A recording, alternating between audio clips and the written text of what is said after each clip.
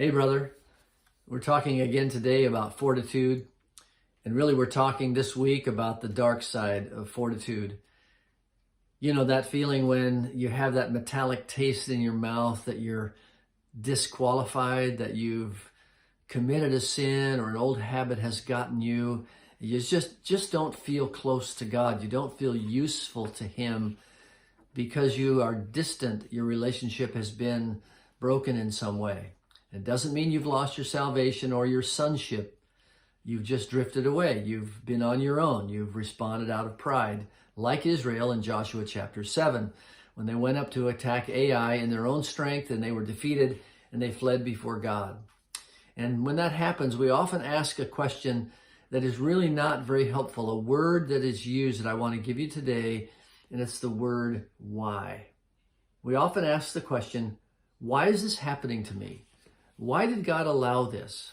Why am I weak like this? Where did this all come from? And this even happened to Joshua, who says in verse 7, why have you brought this people over the Jordan at all to give us into the hands of the Amorites to destroy us?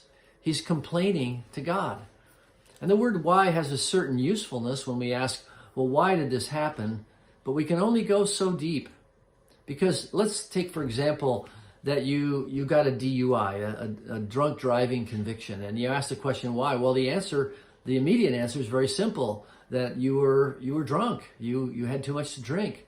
But then you might ask a deeper question, well, why do I have this propensity? And you get back into your family background, and why do I have these genetics? And why did God allow me to be born into this family? And why did God allow my parents to model this for me? And why did He allow me to have this thirst in my life?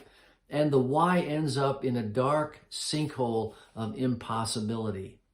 Let me give you some more helpful questions to ask when you're feeling defeated. The first question to ask is, what have I done, or what condition do I find myself in? The next question ought to be, well, who can help me? And here we ought to run toward Jesus, run with the Holy Spirit's prompting toward the shower of confession. So what have I done? Who can help me? And how, the third question is, how can I walk forward in this? And you know what I'm going to say? We do the next right thing. We confess our sin, we accept His cleansing, and we walk forward into a brand new day. Asking the question why can end up really in an accusation to God. And that's not a place where our relationship is going to be built.